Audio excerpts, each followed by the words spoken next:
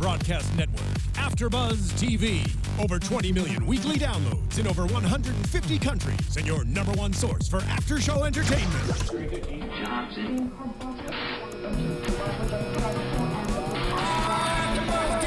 AFTERBUZZ TV, the destination for TV superfans. Producing after shows for over 300 of your favorite TV shows, interviewing celebrities and showrunners, and bringing you behind-the-scenes exclusives. All thanks to E! Entertainment's Maria Menounos, producer Kevin Undergaro, and internet leader Akamai.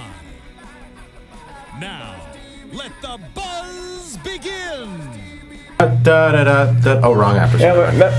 Hello. There we go. There it is. Hello and welcome to AFTERBUZZ TV's coverage of WWE live from Madison Square Garden.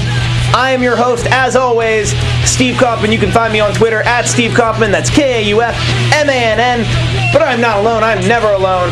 I am joined by our AFTERBUZZ TV predictions co-champions. Woo! Representing Mr. George Hermoza and Miss Christy Olson. Yes. That belt is both of yours. My belt. Where can the people tweet at you? We are sharing it, and if you want to get in on all of our expert predictions, you can tweet me at Christy Reports. I do tweet you. You never tweet me back. You can tweet me at ghermoza at GHERMOZA on Twitter and on Instagram. As the road, I'm still at the road to 400 followers, which is lasting forever. Also, that belt has a Twitter. I'm the only one following it. So get on that, because that's where the new updates for the AFTERBUZZ TV predictions will come from. Don't touch my belt. So get on that belt. Get on that belt's Twitter. We need some skanky pics of George in his panties posing with the belt. I sent you those pictures. And that will get us all the... Can we not post thank you very much. Yeah. Followers. All right, folks. We're here to talk about WWE. And... Oh, yeah, Umaga's here, too. Jamalga and/or Umaga. One of my favorite Royal Rumble matches ever was him and John Cena. Yeah. Ever? Well, obviously not the physical Royal Rumble match, but like matches that happen at the Royal Rumble. Really? Like, yeah, that was a great match. Go back and watch that on the network. That was a really good match. Royal Rumble 2007. You know the year. From San Antonio, Texas. So they were live at Madison Square Garden last night. The Final two were Undertaker and Shawn Michaels. The center of the universe. Yes. And we had two dark matches, and when a dark match happens here, we don't get to see it. And these two dark matches were Zack Ryder defeated Bo Dallas, which I think we can all see how that would go. And then Mark Henry defeated Brad Maddox, which I think we can also see how that would go, but I'm excited to see them using Brad Maddox. See, I don't know why you're even talking about it, because it never really happened. But it's on Wikipedia that it happened. Oh, yeah. So Wikipedia never lies. Wikipedia never lies, yeah. You know, true story. Because I do a lot of the UFC AFTERBUZZ panels. Mm-hmm. One time somebody changed Wikipedia page of a UFC event. It had like Conor McGregor versus Bret the Hitman Hart. Yep. I took a picture of it one time, and I was like, oh, that's awesome. I can't wait to see Bret Hart come back. I guarantee you the person who did that is watching our show right now. Also, remember that time, it was probably in June, where I said Seth Rollins was 6'4", and I was like, no, Seth Rollins is 6'4". He doesn't seem that tall, guys. He's like CrossFit. CrossFit's so amazing. And then somebody hit me up the next morning. We're like, no, Seth Rollins is 6'1". Wikipedia's wrong. And then it took like Wikipedia 3 months to get corrected. Wikipedia's never wrong. Guys, this is strictly a discussion about Wikipedia and AFTERBUZZ hosts. The first match everyone got to see was Sheamus and Rusev versus Randy Orton and Dolph Ziggler. Yeah, and I usually hate when they lump all the guys together like this, but this was a good one. This was a good one, given I didn't want Orton Sheamus again, and I didn't want Rusev Ziggler again. Of course. So why not put it all together? Just put it all together. Like you have the ingredients. Make all the ingredients good. Rusev got a bit of a pop. Mm-hmm. Like people just liked Rusev in New York. Maybe they like Summer Rae, because I never really counted that. I feel like the East Coasters are some Rusev types. Summer Rae. You know Summer Rae? I love it when she's squeezing out the real tears as an actress, and I can give her mad props for that. You sound sarcastic when you say that. Well, I mean, I'm not going to give her mad props for any much else. But this was kind of a good roundabout. Sorry, I was trying to find the YouTube so I can talk to people in the chat that are also joining us on the chat. I like this match. This was the match I would fear would be close to the main event. on a card like this, because it is a house show, and typically a house show, even a televised house show, it's like, let's let the faces go over and everybody's gonna have a good time, and nobody's gonna try, like, nobody's gonna really push, Nobody's gonna hurt themselves. like everything. It's like the Pro Bowl. This is so a main event for SmackDown. That I think, or that. I'm not on the SmackDown panel.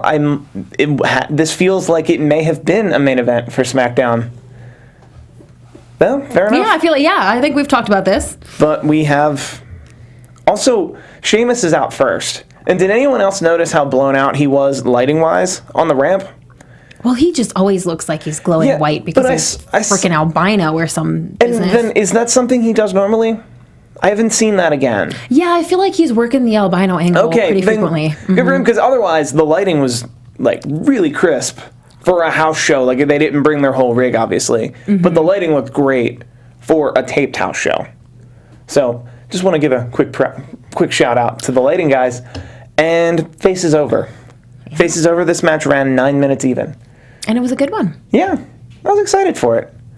And I was a little more excited for this match, and I wish this match got 9 minutes even. And it was Neville versus Stardust. These two, they've been fighting around a lot. Pulled out another good match here. A little too much, to be honest with you. It's done well for Stardust, I feel like. It hasn't done quite as much for Neville. Yeah. Right? Would we agree with that? Yes, but I'm also one of those internet guys who thinks we should be shooting Neville to the moon. Like, quite literally, I think... Let's just put him in a cannon and blast him. Just to the main like, to the title scene with Neville. Like, I think he's got everything. Just don't hand him a microphone. I'm kidding. Right. I'm kidding. He just sounds weird. He can talk. He can talk. He just sounds a little weird. But this match was great. It focused mainly on Stardust wanting Neville's cape. Yeah, a lot of cape play. A lot of cosplay. A whole lot of cosplay and cape play in this match.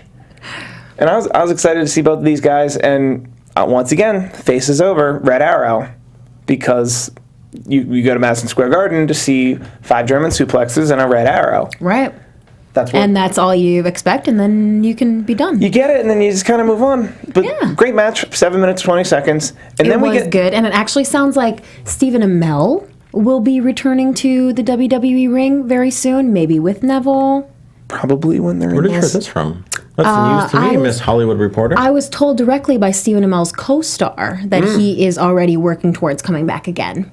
So maybe you will see him paired up with Neville again. Scoop that I didn't even hear on the internet. Oh, that's right. It's pretty impressive. That is rather impressive. AfterBuzz TV Yeah, exclusive. you heard it. You heard it here Just first saying. on AfterBuzz TV. Just saying. It's right here. Also, probably Hell in a Cell would make the most sense. Because it's LA and It's he's LA. here. I mean, although he shoots his show, he doesn't shoot his show in LA. They're in Toronto. They're in Toronto, but they're probably in Toronto between now and ever. And he's got to be based in LA, I'm sure. And they left the door open for him because he can work in the ring.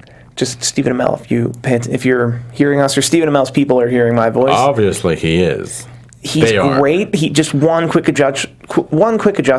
Put your hands up. Yep. Like, act like you're in a fight. Yeah, you just got to sell it a little bit. Don't change anything else. But when you jump over the top rope and land 3 feet in front of your opponent, put your hands up. Be afraid that your opponent might kick you.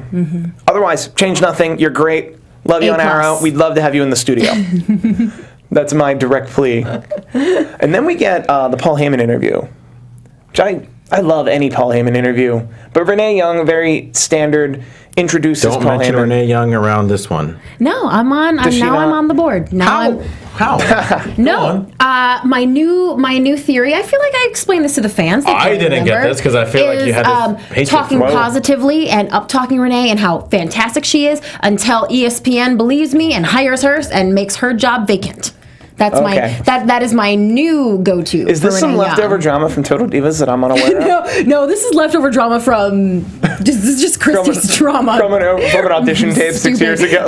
Yeah. Fair enough. You want Renee Young's job, so you want Renee Young to get another job. Yes, because she's so fantastic. She belongs over there at So ESPN. you have nothing personal against Renee Young. Renee Young, who's a wonderful interviewer, says, "I'm standing here with the advocate for Brock Lesnar, Paul Heyman," and Paul Heyman's like, no, you're doing it absolutely wrong, and then proceeds to grab the microphone from her, but not take it out of her hand. He essentially just grabs her hand kind of boxes her out of the shot. And it was so funny and awkward. So funny and awkward, so perfect. Paul Heyman's just the kind of guy that can sell you on, like, he's in a perfect role because he sells you on Brock Lesnar, a man who's not there every night. Right. And he sold us on a world champion Brock Lesnar who was not there. It's incredible. And just, he pretty much said Brock Lesnar is the Knicks and Big Show are the Boston Celtics. And Renee Young was obviously reduced to a microphone holder. And he said Madison Square Garden is the city hall for Suplex City. And Brock Lesnar is the 9th mayor. And I know he said this 2 months ago, but I'd never done the math until now. Oh, give it to us, Kaufmann. If there were 8 other mayors of Suplex City, right, I believe chronologically these would be the mayors, and then everyone can weigh in. We'll let G. Herm argue. Harley Race, then Dynamite Kid, then Scott Steiner. Don't quote me on chronologically. Okay. Then Kurt Hennig, then Eddie Guerrero, then Taz, then Kurt Angle, then Chris Benoit. Those are my other 8 mayors of Suplex City.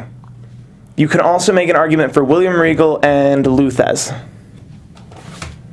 Steve did the math. And single-handedly voted himself 8 mayors of Suplex City. Yes. Yes, I like it. Including, if you count the last mayor of Suplex City, that means that Suplex City has had no mayor since 2008. It's a policeless town. Well, crazy stuff going on in Suplex City. Brock Lesnar rolled in there. The vigilante. And don't quote me on the year of that last mayor. I think it was more like 2007 or 6. I just thought that was funny. What do you think, G. Herm? I don't know.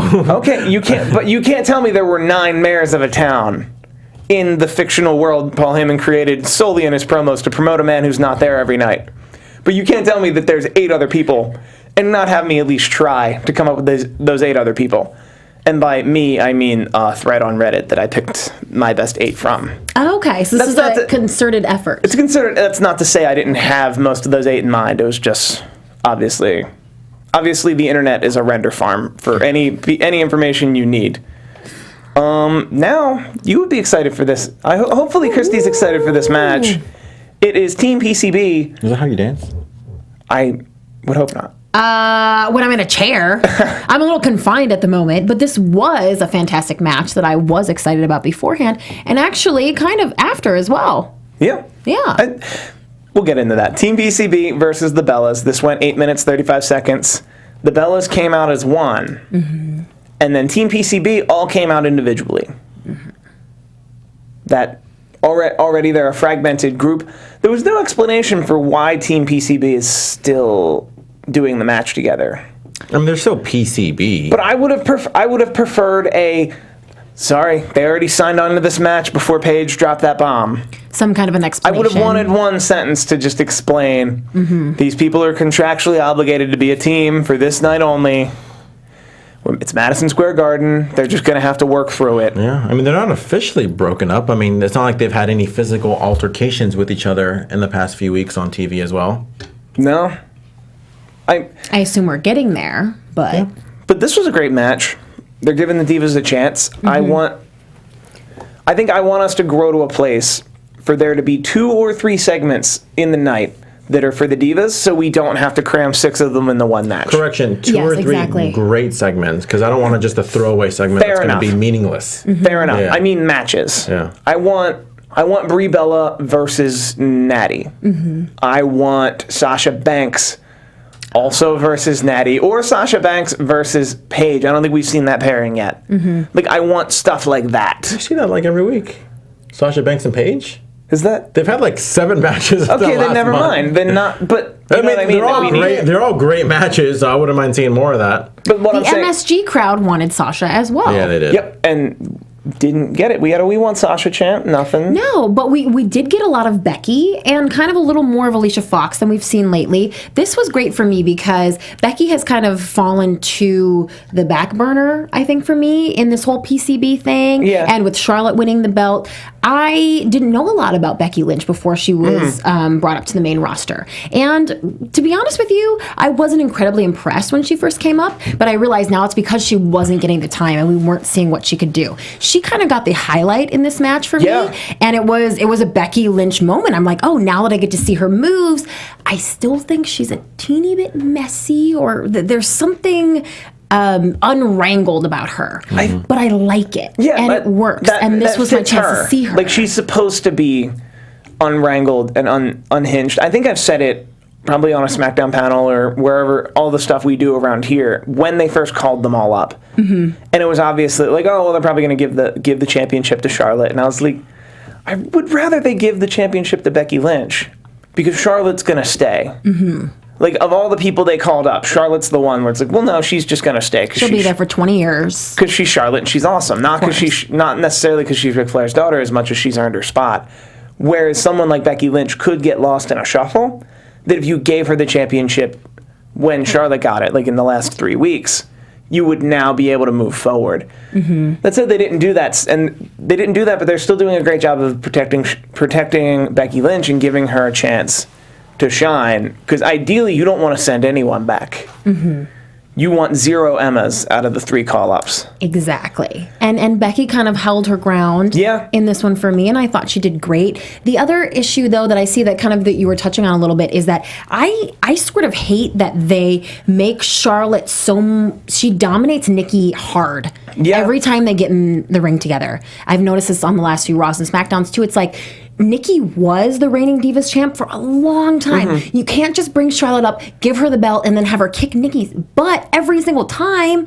Like, I need to see a little bit more Bella Twins domination to be okay with all of this that's happened in the last few weeks, you know? What they're doing correctly is that Nikki is dominating the way Nikki would, which isn't that she's better. A heel shouldn't ever be better. A heel should be equal to or lesser than you, but we'll find a way to beat you anyway. And you hate them for it, because you're not better. Like, so I think that, wow. So I think domination as it pertains to Nikki Bella is actually happening. Minus the no, that's right. I think part of it has to do with the way Nikki Bella was booked as well. So when you have her coming out as victorious or still the champ because of some twin magic, it doesn't make her look that well. I mean, we all know, I've seen her in matches where she really does look really amazing. I think she looked amazing in that the last network special from the Japan show. I thought she looked amazing. There's another couple of matches. I thought she looked great against Charlotte, Night of the Champion. So I do agree to the point of, like, I think it's okay for the heel to be better, because that might be a reason why you might hate them. Fair enough. Because, I mean, honestly, I'm better than everyone else, and everybody hates me for it. Obviously joking. But yeah, I mean... You're not that great, and we love you. Way to retract that whole... What do you mean? Just saying. Way to retract that whole statement. We love you. I am the champion, thank you very much. Also, I finally just got the chat. But I'm saying, like, yeah, I do think that Nikki should be a little bit more dominant in some ways.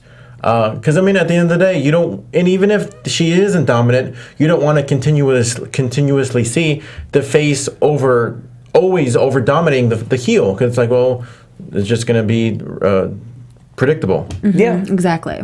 That's it. This was great, and we get the obvious spot, which is in the middle. Charlotte and Becky Lynch bailing on Paige. Yeah, they told a good story. Really? You saw that? You thought that was obvious? I was like, okay, wow, that's what they were doing. Well, no, I didn't think it was obvious. Because why else put them there unless they can get some of their shine?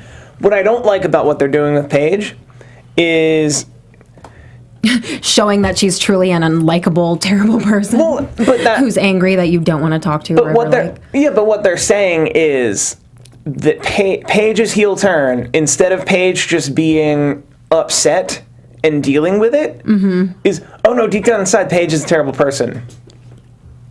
that's the story they're actually telling with a Paige heel turn and this Paige bomb, and it's like, oh no, deep down inside Paige is just some complainer. She's just a jealous complainer hater. where nothing's her fault instead of someone with a valid point. Is she coming across as a complainer? Yeah, I agree, she's coming across very poorly. Because she's saying a lot of things, and she's even attacking some of the heel divas. Yeah. And it's like, usually when you do that, you're usually a face.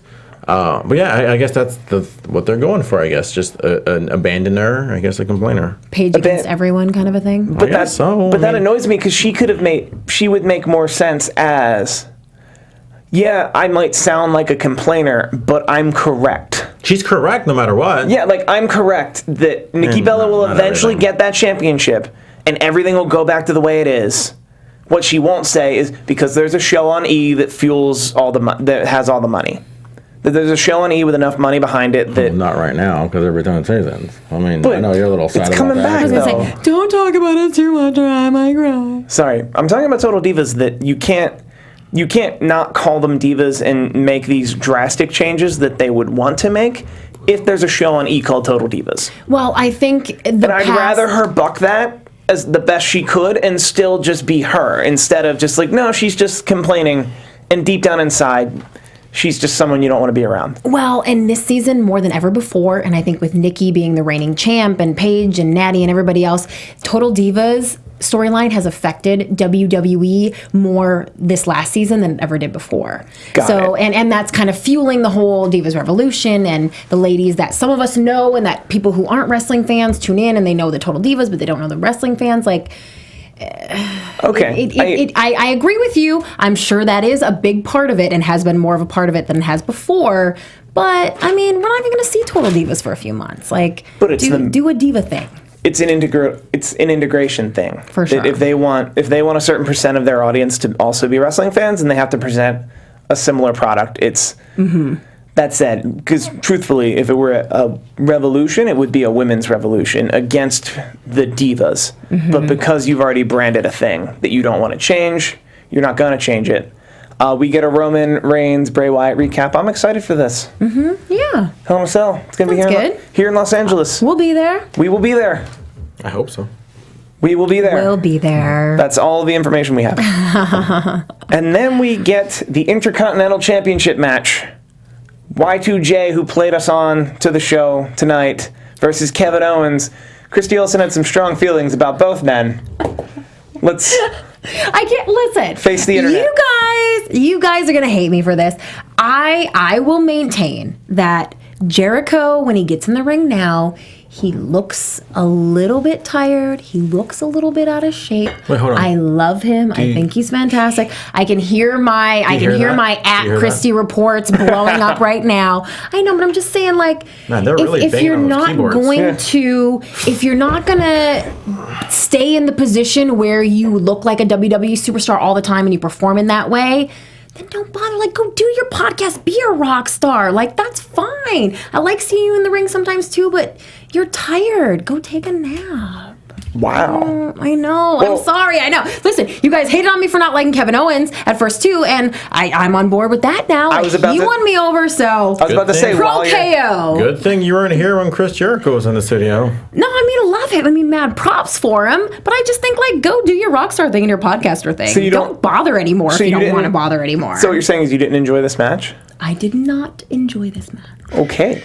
Well, I did. By association. Chris Jericho comes out first, and he grabs the mic. Chris Jericho comes out first, and he's introduced. Which already, I'm like, wait, we're Madison Square Garden, we're having a title match, and they're not going to let both people walk to the ring, and then have the referee hold the title and have that big match announcement? Shady. It's already like, that's not happening. I don't like that. I need like Bruce Buffer to tell me we're ready to rumble. Is what I really need if we're at Madison Square Garden for a title match. Michael Buffer telling you ready to rumble. Either Buffer. Bruce Buffer is the one that just says it's time. But the word you're looking for is Howard Finkel. Fair enough. Howard Finkel is more likely. And I will go on why I'll go on overall when we recap the actual overall show. I'll kind of go into a little bit more opinions. Well, if you have an opinion on this point. No, I have an opinion on the entire show. Okay, that's fair. Chris Jericho's 25th. My opinion. Chris Jericho's 25th anniversary, probably within 5 hours as a pro wrestler, depending on where Manitoba is in time zone and relation. Like, mad props for that. Just take your little 25th anniversary cake and go do your podcast and be a rock star and enjoy it. Are you saying that Chris Jericho eats cake? Is that what you're subtly implying? I see it. I see it right here. Wow. Overall, I think it was pretty cool that he had especially the guy who was wrestling in his very first match. His very first match in, I forgot the name of the city, against Lance Storm. Manitoba. What? It wasn't Manitoba. It was not Manitoba. It was like Pocono or something like that. I don't know. Fair enough. Pocono, but it was a moose hall in front of 50 people. Yeah, G-Herm forgot something. There's a Wow. word, I forgot the name of the city, but Which is funny because he was there. His first match against Lance Storm, and Lance Storm was in the front row, which I thought was awesome. Sitting right next That was cool. Sitting right next to Jon Stewart and Jon Stewart's kid. But he didn't bring Chelsea with him. What's up with that? We know Chelsea's his girl. And she can finally run again after her injury on Tough Enough. She just tweeted. And she was in New Jersey for that meet and greet. You're right. Why wasn't Chelsea there? Chelsea, were you? Why would Chelsea be there? Chelsea, were She's you at Lance Madison Storm's Square girl. Garden? She's Lance Storm's. So was Emma. I mean, Emma was not there. I'm sure Emma was there. She's Lance Storm's student. But Chelsea, let us know. Yeah. You talk to us a lot. But anyway, called out Lance Storm and a bunch of other people. And this was a bit of a celebration for Chris Jericho. 25 years in the business. And he put on a great match.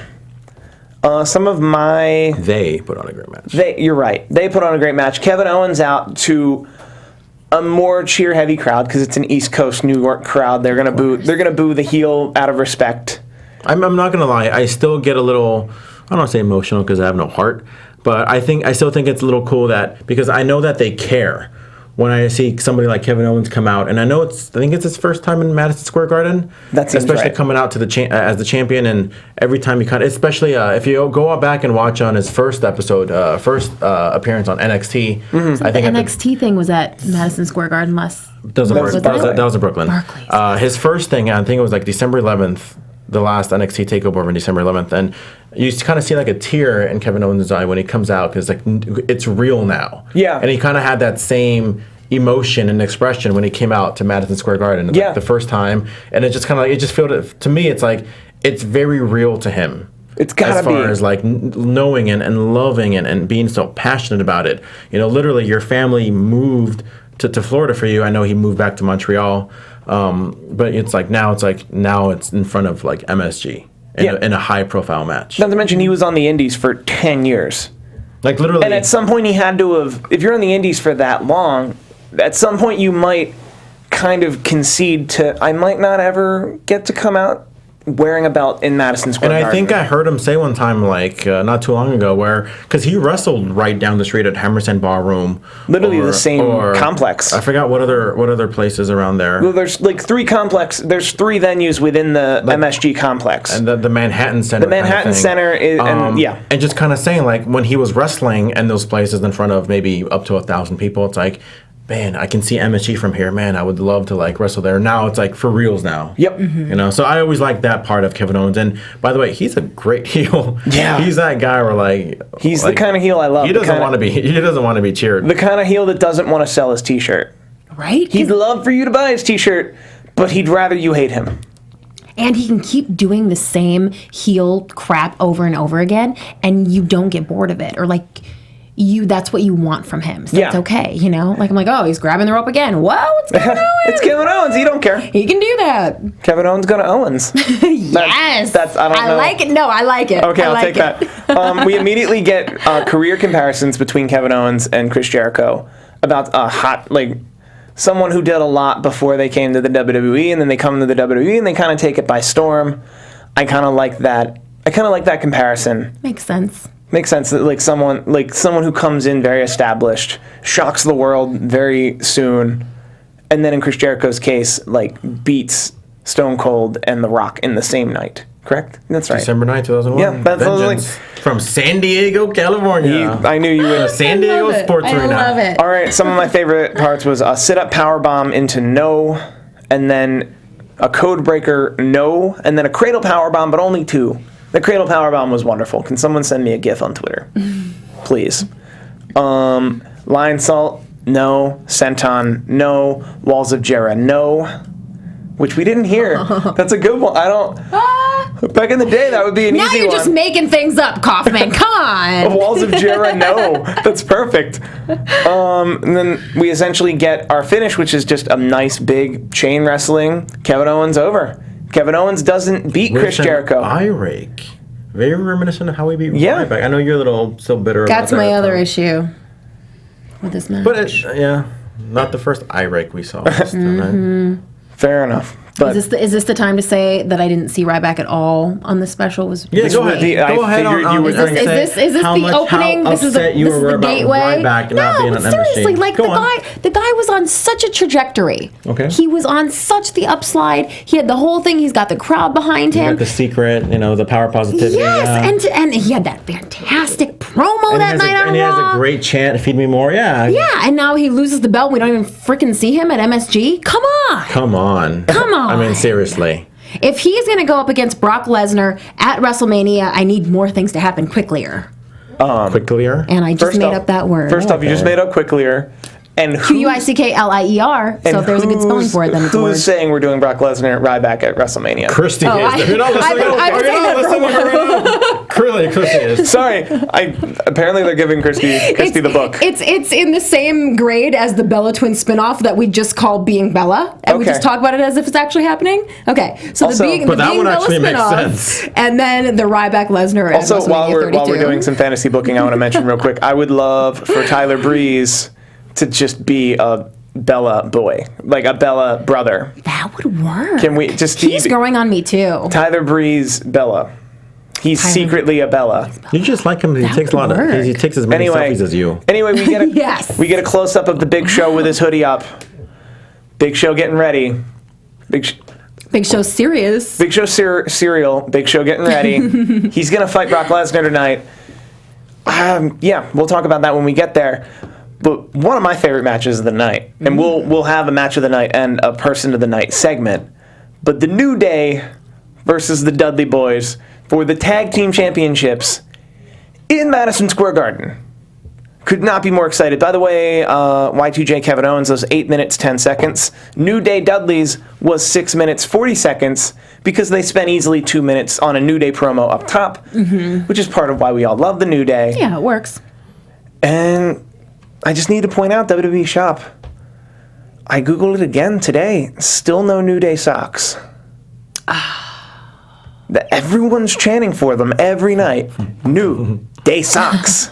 New Day socks. Nothing. And when you do get around to it, you have the address to here, I'm sure. Send me a pair. 3 pairs. 3 pairs. New Day socks. Send me 3 pairs of New Day socks. You can just send one. If the amount is a deal breaker, just send one. And the package before is essentially the Dudley Boys are saying the New Day don't act like champions. So I love the story isn't necessarily that the Dudley Boys are going to take the championships as much as they're going to make the New Day not clowns. And I like that that's the story they're telling. We don't want the New Day to not be clowns. Also, the for shame in this promo, great work by the New Day all around.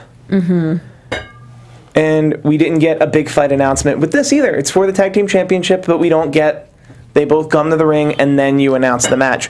Real quick, I do have to say the Dudley Boys are the most decorated tag team in wrestling history. They're 8-time ECW champions, 2-time IWGP Japan champions, 1-time NWA tag team champions, 2-time TNA tag team champions. Yes, that was the same company the whole time.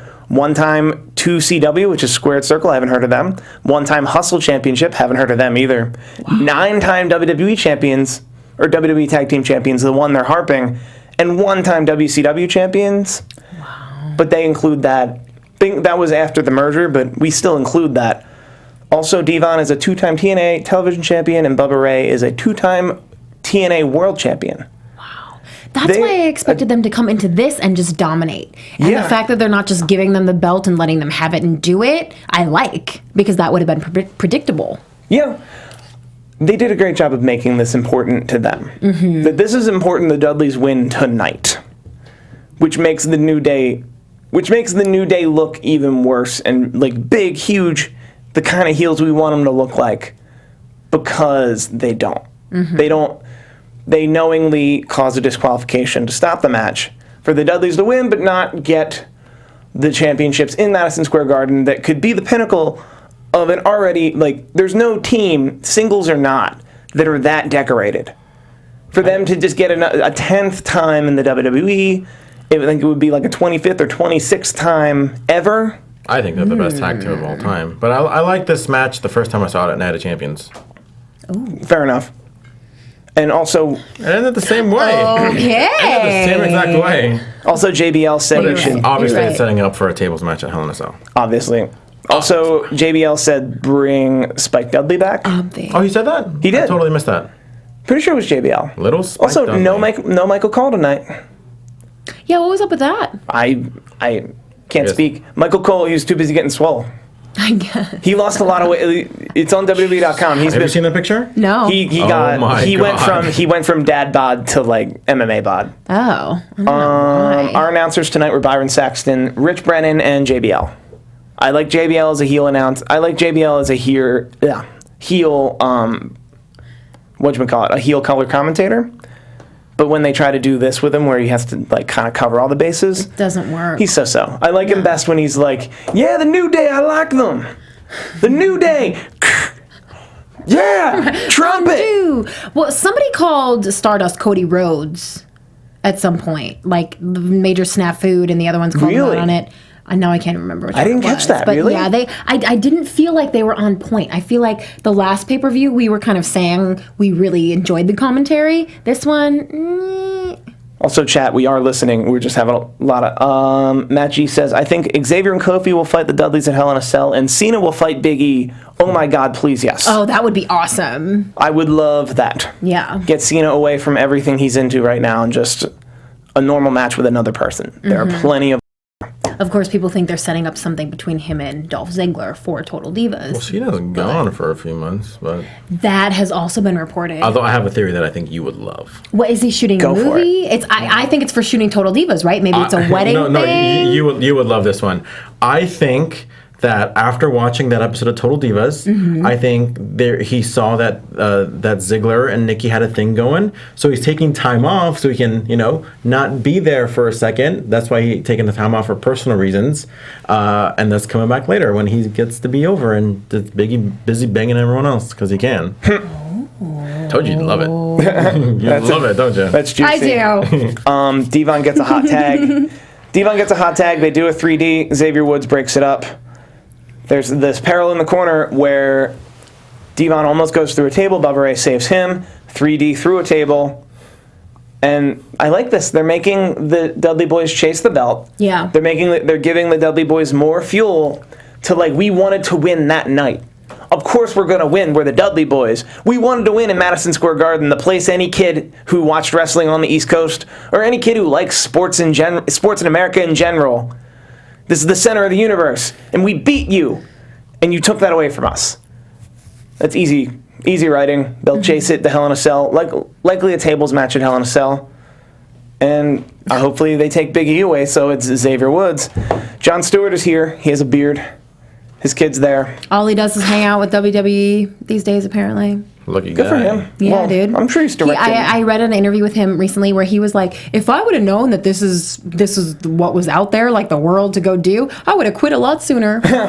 Well, so apparently he's really enjoying his time as a WWE friend. I love the fact that his kid loves it so much that he kind of got Jon Stewart into it. Yeah, but he's literally on the product because his kid likes it. Mm-hmm. That's a good dad. Yeah. We now have the headliner match. Not on last. No. And it's Big Show versus Brock Lesnar. It took 4 minutes and 5 seconds for this to happen. Kind of like their last match at Madison Square Garden from Survivor Series 2002. Bam. The man knows. Look that up. Look that up right now. See how long that match was. Because I guarantee you it was within like 30 seconds of each other. All right, well, can you guys talk about this while I do it? Apparently Big Show got taken to Suplex City. He did. This was his first visit, or...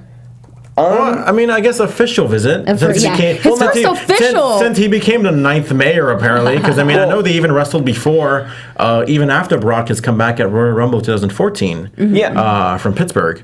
And Yeah, so it's not the first time that Big Show got the crap beat out of him recently, but I did think that it was kind of cool when Brock did sell for Big Show in the beginning when he kind of threw him over. I'm like, he had some moments of kind of domination, at least at the beginning. Lesnar went for that double leg takedown, and Big Show threw him over the ropes. And it reminded me of like very old school promoting that Bill Apter was on Chris Jericho's show very recently.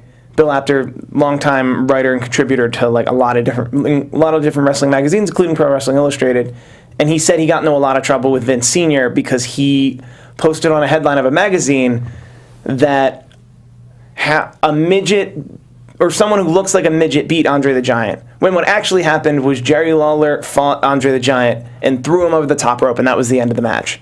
Because back then, you just get like so much buzz between two people that you could literally Jerry Lawler could throw Andre the Giant over the top rope. And that's all you needed to do to sell the ending of a match. And you lost me, Kaufman. I'm sorry. The idea of two really big people coming together, the fact that one can throw the other over the top rope is very old school Carney style booking. Gotcha. That sold me and felt like an homage where it's like, oh, Big Show might be able to stand toe to toe with Brock Lesnar. Right. He couldn't. No. He tried really, really hard. I will note he took Brock Lesnar to Chokeslam City.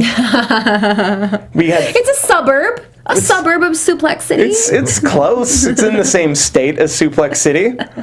But it's Power Slam. That's the state. But it's Suplex City and Chokeslam City. 3 choke slams, 2 count, ducks a punch. He ducks Big Show's punch, German suplex number 1, German suplex number 2, German suplex number 3. Brock Lesnar picks up the Big Show, and granted, the Big Show is a very large gentleman, and Brock Lesnar is a genetic freak. No one's denying that. Picks up the Big Show, botches an F5. Safely picks up the Big Show. Can't really get his footing, hold the Big Show, just drops him down safely. Another German suplex. Then picks him up for the F5. 1, 2, 3. Boom. 4 minutes, 5 seconds. That was the whole thing. Did you find out the thing of the Survivor Series 02? It's coming. Oh. It's the internet's not to be expected, and we keep moving on. Big Show lays in the ring. Mm-hmm. Heyman, who's been typical Heyman this whole night, walks Brock Lesnar back to the back. Big Show gets up. Uh-oh. Lesnar's coming back. Lesnar's not done. Another suplex. Another F5. Now Lesnar's done. What does this mean for the Big Show? Thanks for the play-by-play, by the way. Because I still didn't see it already. Fair enough. I went a little... Yeah, that was okay. But yeah, I mean, obviously, no surprise into what happened. Like, I think we all kind of expected what was going to happen. What was I know you brought up the time. 4 minutes, 19 seconds. Oh, I knew it was like within like 30 seconds of each other. Yes. So yeah, I mean that one actually ended with Big Show winning, but probably in the same spot because obviously it's the middle of Madison Square Garden. Mm-hmm. But like I said, I think yesterday's match is pretty much exactly when you have it built around Brock Lesnar. I mean, it was no different than the Japan show. I mean, you have it built around this guy, and I mean, there's only so much you can do. There's really no shock of what's especially because this is stop 1 of 3 stops. The third stop being Undertaker in Los Angeles in a rubber match, where you're just like, well, we're just gonna move forward. Like he obviously has to beat whoever he faces, which is why it wasn't someone like Ryback, because that would destroy someone like Ryback's career. We are on to our main event. That was 22 minutes 43 seconds. Seth Rollins, John Cena. In a cage, Yankees. Literally them damn Yankees. A superplex rolled into a suplex. 2 count by Seth Rollins. At some point, John Cena was by the cell door, by the cage door, and said, "Don't open it." That was an interesting touch. Yeah, what was that about? But it was a 22-minute match.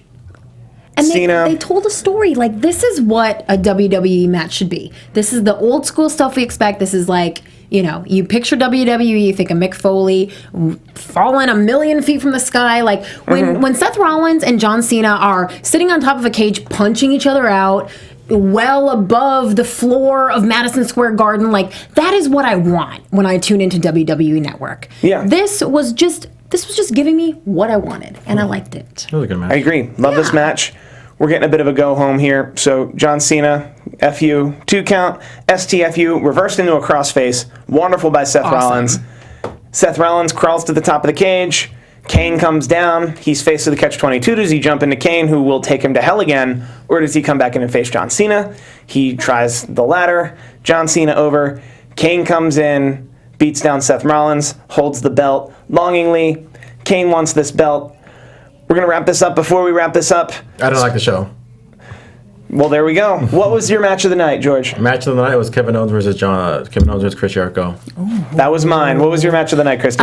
Sheamus and Rusev versus Ziggler and Orton. And Really? And MVP was Seth Rollins. I wish my match of the night was Jericho KO. My MVP was Paul Heyman. Real quick, I just wish that this show was unique. It wasn't. It didn't feel unique. I think they had an opportunity to really take it somewhere that made this show special and part of the network special. I feel like there's really no reason why they couldn't have maybe at least like the old school MSG microphone. Yeah. Wasn't a big fan of the rampway. I like that old school MSG camera. Camera facing it. Again, I don't know. It just felt like no other show. The Japan show felt special. This was just like any other MSG show. I was a little disappointed in how the presentation of it.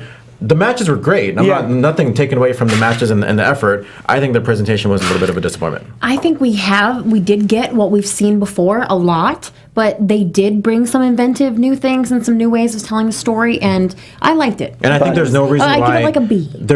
I think, especially for this kind of house show or whatever it was, a live event, too many video packages. This isn't Raw. This isn't That's SmackDown. True. That too. I'll It's like, back I already see that enough on Raw and SmackDown or even the pay-per-views. Show me something unique. Show me something special. That's why the network is great, because they do have a lot of things. I just wouldn't put this event in that Japan or even some of the NXT shows. Right, because that was the fun part about Beast in the East, was that it didn't feel like a pay-per-view. Yeah. And those packages are a big part of it. Yeah, I agree to both those things. That's a good way to end us. Becky Lynch was my MVP. Sorry, thank you. Never thought I'd say that, but girl got me this time. Girl did it. People wanted to. And there's somebody else who likes Becky Lynch and Nikki Bella. I'm not the only one. Please check out ChristyReports.com to see if it's Michelle Beadle. Maybe it is. I don't know. So tweet at her. Tweet me at Christy Reports. You're going to follow me at G Hermoza. That's the GHERMOZA. Should be right around here, just around there. Instagram, Twitter. I am the co-champion of this until next month, where I become the sole champion. Sole prediction champion. And follow all of us. And you guys can follow me at Steve Kaufmann. That is KAUFMANN. If you're a fan of Doctor Who, I think I'm staying in this very room to do Doctor Who. Right here, right now, for AfterBuzz TV, but I tweet about it regularly. Thank you guys so much. Thanks for watching. Ooh, my God. Jamalga. From executive producers Maria Menounos, Kevin Undergaro, Phil Svitek, and the entire AfterBuzz TV staff, we would like to thank you for listening to the AfterBuzz TV network. To watch or listen to other after shows and post comments or questions, be sure to visit AfterBuzzTV.com. I'm Sir Richard Wentworth, and this has been a presentation of AfterBuzz TV. Buzz you later. The views expressed herein are those of the hosts only and do not necessarily reflect the views of AfterBuzz TV or its owners or principals.